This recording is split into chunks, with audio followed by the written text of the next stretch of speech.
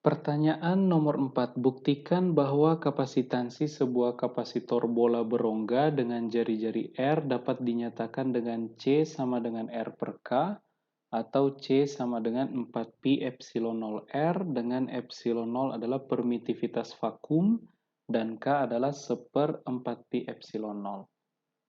Baik, untuk kasus ini kita perlu menentukan dulu potensial di kulit bola. Nah, biasanya adik-adik menghitung kapasitansi untuk konfigurasi kapasitor yang dia punya dua plat, satu diberi muatan positif, satu lagi diberi muatan negatif. Nah, kalau sekarang kita cuma punya satu kulit bola, kemudian kita akan hitung berapa kapasitansi dari kapasitor yang hanya punya satu kulit bola kemudian diberi muatan Q ini. Maka untuk menghitung kapasitansi kita butuh berapa potensial di kulit bola tersebut.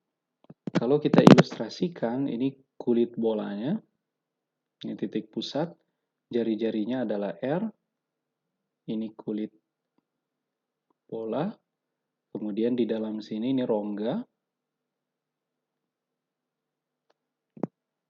Nah, kita perlu menghitung potensial di kulit bola. Nah, kalau kita buat permukaan Gauss yang dia jari-jarinya lebih besar dari R, seperti ini misal, dan permukaan Gauss ini juga berupa permukaan bola yang pusatnya juga di titik yang sama dengan pusat dari kulit bola. Ini jari-jarinya adalah R lebih besar dari jari-jari kulit bola. Maka dengan memanfaatkan hukum Gauss, kita bisa hitung medan listrik di luar bola. Ini bila adik-adik ingat, hukum Gauss menghubungkan antara fluks medan listrik yang menembus sebuah permukaan tertutup S dan permukaan tertutup S ini yang kita sebut sebagai permukaan Gauss dengan muatan yang dilingkupi oleh permukaan Gauss tersebut. Jangan lupa dibagi dengan epsilon 0. Nah, dari sini kemudian kita peroleh bahwa bila kita asumsikan muatan yang ada di kulit bola adalah Q, maka yang ruas kiri kita peroleh E dikali 4pi R kuadrat sama dengan Q per epsilon 0. Mengapa berubah seperti ini? Adik-adik ingat, karena muatan di kulit bola adalah Q, bisa kita asumsikan sebagai positif, maka medan listrik yang dia sebabkan di luar bola itu ke arah radial. Jadi medan listrik ini bisa saya tulis sebagai dia punya magnitud dan arahnya ke arah radial. Sementara vektor normal permukaan dari permukaan Gauss kita, yang ini, permukaan Gauss S, karena dia kulit bola, maka vektor normalnya itu juga ke arah radial. Jadi entopi itu juga sama dengan R-topi. Sehingga bila saya dot produkkan E-topi dot N, E vektor dot N-topi, maka ini saya sebenarnya sedang melakukan ER-topi dot produk dengan R-topi. Nah, R-topi dot R-topi itu adalah dot produk dua vektor satuan yang sama, hasilnya adalah 1, sehingga ini sama dengan magnitud dari medan listrik saja.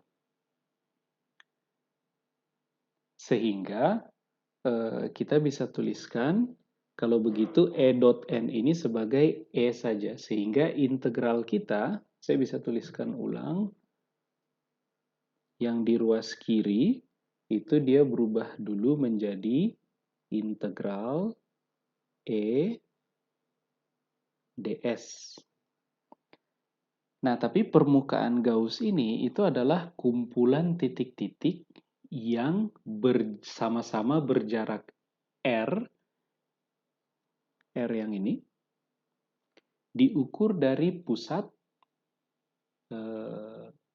bola. Sehingga medan listrik di permukaan Gauss itu mestinya sama besar. Dengan demikian, E yang ini itu bisa kita keluarkan dari integral. Nah, tinggal ini, kita mengintegralkan ds di seluruh permukaan Gauss. Karena permukaan Gaussnya berbentuk kulit bola, maka integral ds ini itu adalah luas permukaan bola berjari-jari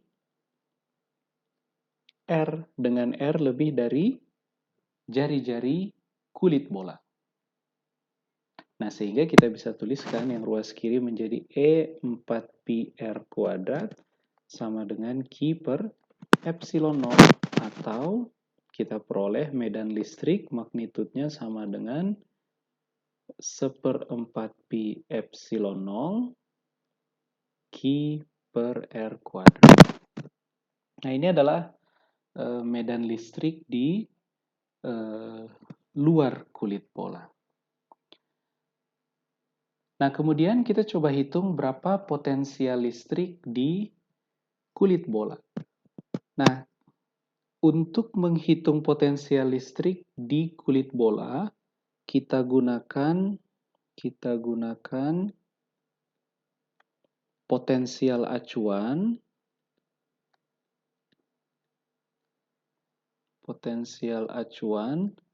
di posisi yang sangat jauh. Di posisi yang sangat jauh atau di tak hingga. Tapi saya kasih tanda kutip karena maksudnya itu di posisi yang sangat jauh. Nah, kemudian kita pilih potensial acuan ini bernilai 0. Potensial acuan di tak hingga ini kita kasih nama V tak hingga, atau V di posisi yang sangat jauh itu nilainya adalah 0. Nah, sehingga potensial di titik A bisa kita hitung sebagai nilai relatif atau potensial di permukaan, atau bukan di permukaan, di kulit bola. Potensial di kulit bola bisa kita hitung sebagai sebuah nilai relatif terhadap potensial di tak hingga ini yang bernilai 0, dan ini mesti sama dengan negatif integral medan listrik dot perpindahan, dan perpindahan yang kita lakukan itu adalah dari posisi yang sangat jauh atau di tak hingga menuju ke posisi dari kulit bola. Nah, ketika kita berpindah dari posisi yang sangat jauh menuju ke kulit bola, itu sebenarnya kita sedang berpindah berlawanan dengan arah menjauh dari pusat bola. Jadi sebenarnya kita menelusuri negatif dari arah radial. Jadi saya bisa tulis ini sama dengan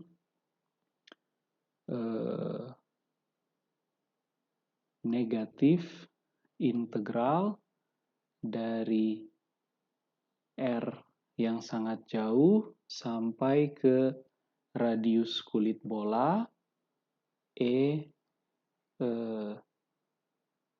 dr.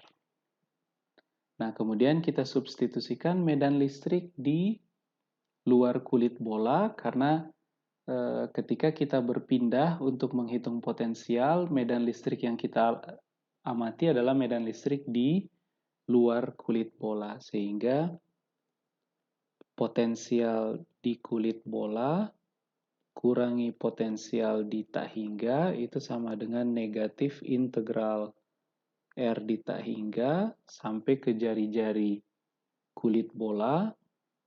Kemudian E-nya kita substitusi dengan 1/4 pi epsilon 0 Q Q per R kuadrat dr. Nah, ini sama dengan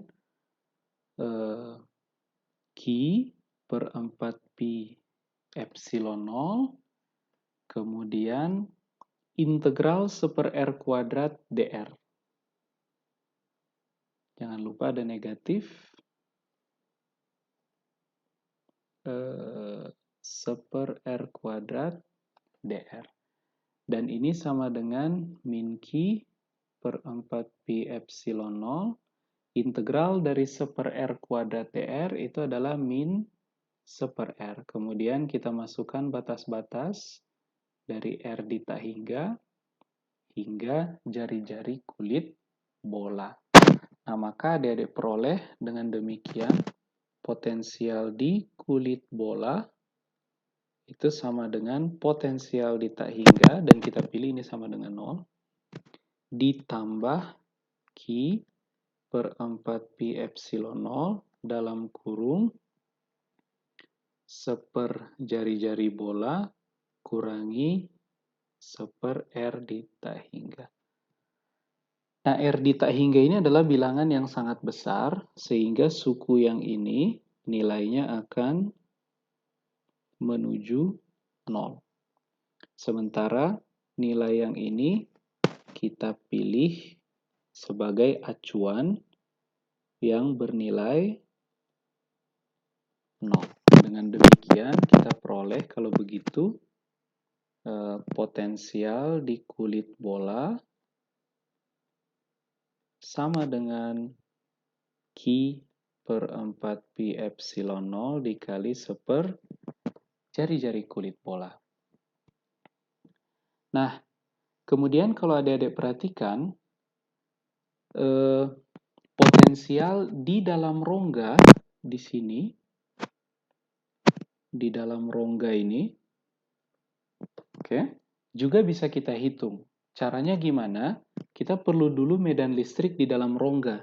Tapi kalau adik-adik gunakan hukum Gauss lagi untuk menghitung medan listrik di dalam rongga, sekarang kita bikin permukaan Gauss tapi jari-jarinya kurang dari jari-jari kulit bola, maka adik-adik akan peroleh bahwa untuk di bagian dalam ini, kita gunakan lagi hukum Gauss, integral E dot N ds itu sama dengan Q yang dilingkupi per epsilon 0, tapi Q yang dilingkupi itu 0.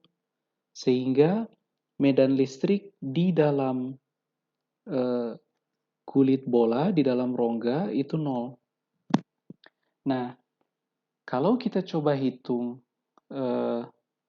beda potensial antara dua titik yang berada di dalam rongga, maka karena medan listrik di dalam rongga adalah 0, maka setiap dua titik yang berada di dalam rongga, misalkan titik ini dengan titik ini potensialnya akan sama. Nah, kalau titik yang satu ini kita bawa sehingga dia ada di kulit bola, maka kita bisa simpulkan bahwa potensial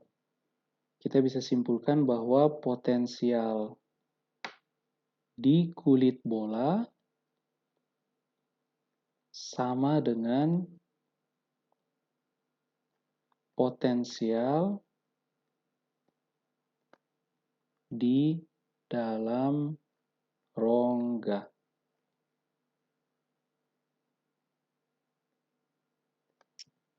Dan ini adik-adik bisa lihat dari formula untuk menghitung potensial sebenarnya. Kalau kita coba lihat dari sini, potensial di kulit bola kurangi potensial di dalam rongga itu sama dengan negatif integral E dot dl. Tapi E di dalam rongga itu 0, sehingga ini sama dengan 0. Jadi kita bisa bilang potensial di kulit bola sama dengan di dalam rongga.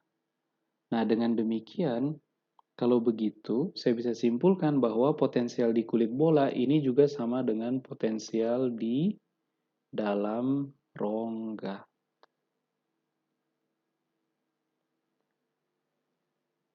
Nah, untuk menghitung kapasitansi akibat kulit bola ini, maka kita perlu ingat bahwa kapasitansi dia sama dengan Q per